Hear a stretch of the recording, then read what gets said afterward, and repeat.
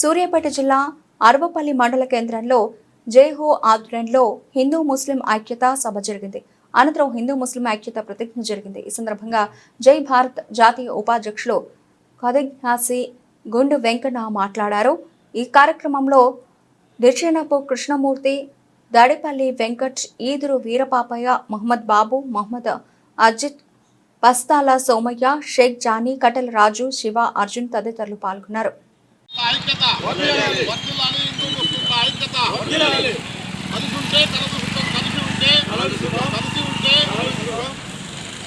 జై భారత్, జై భారత్, జై భారత్.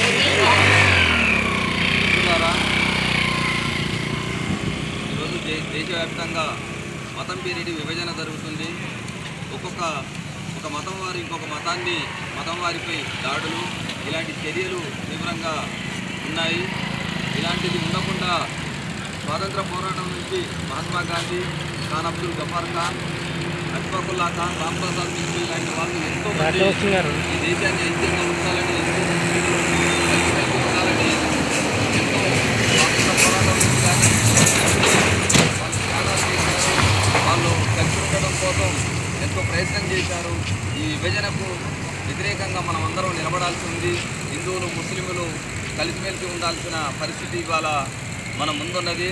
హిందూ ముస్లిం బాయి బాయి అంటూ జై భారత్ ఆధ్వర్యంలో దేశవ్యాప్తంగా హిందూ ముస్లిం ఐక్యతా సభలు అన్ని ప్రాంతాలలో జరుగుతూ ఉన్నాయి. దీంట్లో భాగంగా ఈరోజు అరవపల్లి మండల కేంద్రంలో హిందూ ముస్లిం ఐక్యతా సమావేశం నిర్వహిస్తున్నాం.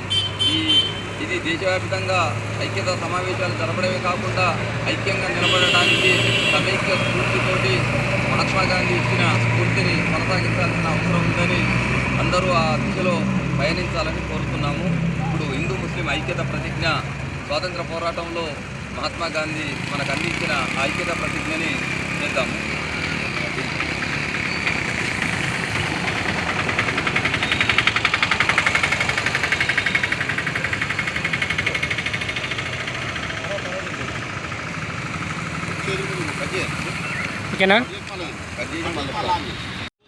ఒకే తల్లిదండ్రి బిడ్డల్లాగే పరస్పరం మసులుకుంటామని, ఎట్టి విభేదాలను రానివ్వమని, ఒకరి దుఃఖాన్ని మరొకరం స్వీకరిస్తామని, దాన్ని తొలగించుకోవడంలో ఒకరికొకరం తోడ్పడతామని, ఒకరి మతాన్ని, మత విశ్వాసాలను మరొకరం గౌరవిస్తామని, ఒకరి మత కార్యక్రమాలకు మరొకరం అడ్డుతగలబోమని ప్రకటిస్తున్నాము.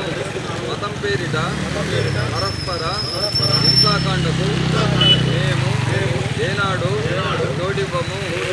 జై భారత్, జై భారత్, జై భారత్.